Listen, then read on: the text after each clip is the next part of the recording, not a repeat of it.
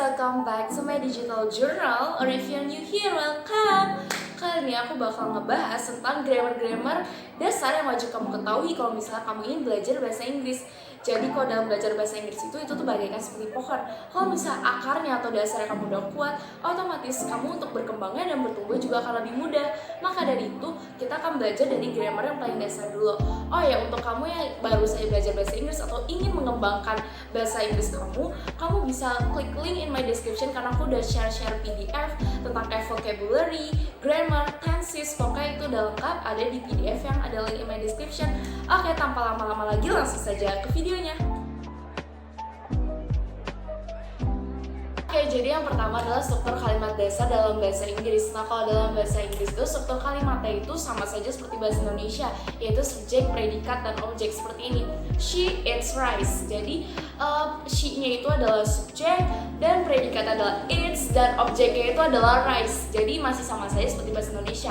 Cuman bedanya itu kalau misalnya dalam bahasa Inggris, kalau untuk penggunaan kayak she, he, sama it itu di verbnya atau kata kerjanya itu ditambahin s, kayak tadi kan she eats rice, jadi eats-nya itu ada s ya. Sedangkan kalau untuk yang kayak they, we, you, I itu tidak memakai s, jadi verbnya kayak gini, I eat rice, jadi nggak pakai s.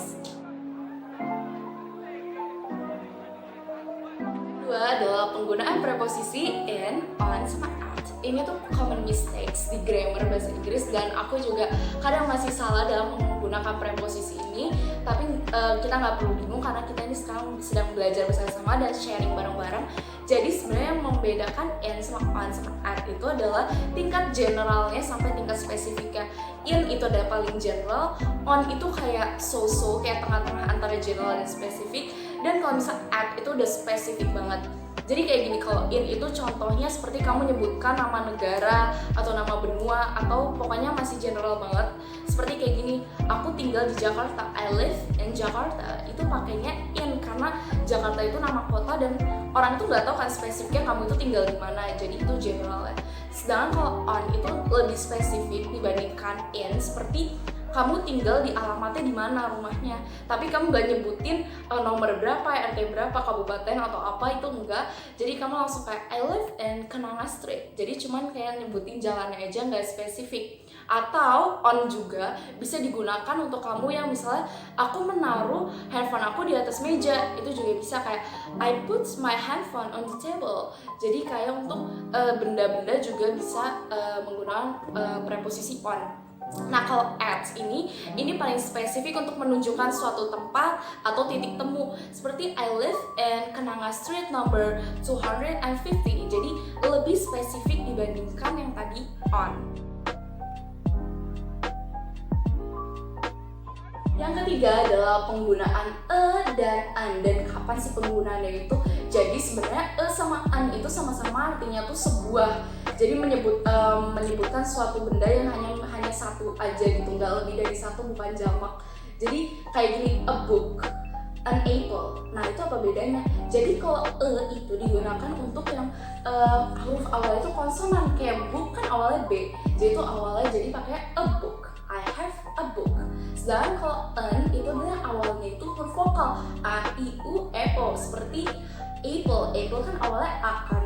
Jadi makanya I have an apple. Jadi pakainya an. Itulah bedanya antara penggunaan sama penggunaannya an. Yang keempat adalah the tenses. Jadi kalau dalam bahasa Inggris itu tenses adalah common thing yang bakal kamu temuin ketika kamu sedang belajar grammar. Nah, jadi dalam bahasa Inggris ini tenses itu ada 16 tenses atau 16 tenses. Tapi kamu gak perlu mempelajari semua itu dulu. Sekarang kamu cukup mempelajari atau menguasai 3 tenses dulu, karena ini adalah yang paling dasar. Untuk berikutnya ke 16 tenses itu sebenarnya itu adalah pengembangan dari 3 tenses ini. Jadi 3 tensesnya apa sih? Jadi pertama itu ada simple past tense, ada simple present tense, sama simple future tense. Nah, kita mulai dari yang present tense dulu. Itu tuh simple present tense itu untuk menggambarkan suatu fakta atau kebiasaan yang sedang dilakukan dalam masa kini. Nah, rumusnya itu tinggal subject plus verb one aja. Jadi verb one itu verb yang untuk si simple present tense ini. Nah, contoh kalimatnya seperti apa yang suatu fakta atau kebiasaan yang kamu lakukan di masa kini, yaitu seperti I read a book, she cooks a meal. Jadi kayak masih dasar banget untuk menggambarkan suatu fakta atau keadaan yang dalam masa kini. Nah, selanjutnya ada simple past tense. Nah, simple past tense ini untuk menggambarkan suatu kejadian yang sudah terlampau atau sudah kejadian ada di masa lampau. Contohnya seperti kayak gini, I went to school yesterday, atau misalnya kayak I ate a meal last night. Jadi itu sepertinya untuk menggambarkan suatu kejadian yang ada di masa lampau. Nah, sedangkan kalau simple future tense itu adalah untuk menggambarkan sesuatu yang akan kamu lakukan atau kayak rencana yang bersifat spontan gitu yang kamu lakukan di masa yang akan datang.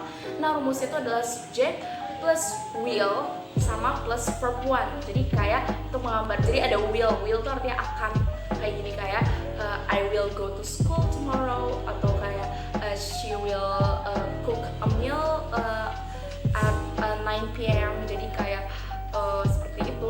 Kalau misal untuk simple future tense itu yang membedakannya itu ada will ya, tapi tetap pakai verb one. Sedangkan kalau simple present tense itu pakainya verb one aja. Kalau simple past tense itu memakainya verb.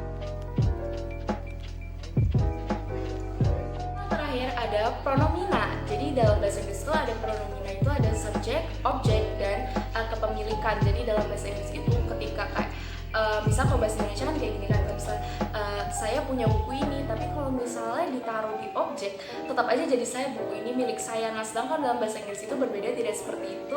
Nah, kalau di dalam bahasa Inggris itu kalau subjek itu seperti yang tadi telah kita bahas, yaitu seperti kayak I, you, we, they, she, he, it. Nah, sedangkan kalau objek itu akan subjek itu bakal berubah kalau misalnya diletakkan di objek. Seperti I, kalau misalnya diletakkan di objek jadi me. Kalau they jadi them. Kalau we jadi us. He jadi him. She jadi her. Dan it tetap jadi it. Jadi penempatannya berubah, dan itu juga bakal, katanya itu bakal berubah kalau misalnya diletakkan di objek. Nah, itu juga bakal berubah lagi kalau misalnya kayak kata tersebut itu menjadi sebuah kepemilikan. Contohnya seperti apa? Kalau misalnya I, itu kalau misalnya kepemilikan jadi mine. Misalnya kayak gini, kan kalau misalnya subjek itu kayak gini, saya baca buku. Nah, kalau misalnya di bahasa Inggris kan I read a book. Tapi kalau misalnya kayak gini, buku itu milik saya, that book is mine. Nah, jadi bakal berubah. Nah, jadi seperti apa sih kalau kepemilikan itu? Nah, kalau I itu bakal jadi mine, kalau misalnya you jadi yours, kalau misalnya they itu jadi theirs, kalau misalnya he tetap jadi his, kalau she jadi her, kalau it jadi its. Jadi itu bakal berubah-ubah pronomina itu kalau misalnya diletakkan di tempat yang berbeda-beda, kalau subjek apa, objek apa, dan kepemilikan apa. That's all guys, dari grammar yang wajib kamu pelajari atau wajib kamu kuasai ketika ingin fasih dalam belajar bahasa Inggris. Nah, if you have any question, if you want to discuss something with me, you can comment down below. Dan jangan lupa untuk share video ini ke teman-teman kamu, supaya teman kamu juga tahu cara grammar bahasa Inggris yang baik dan benar. Dadah!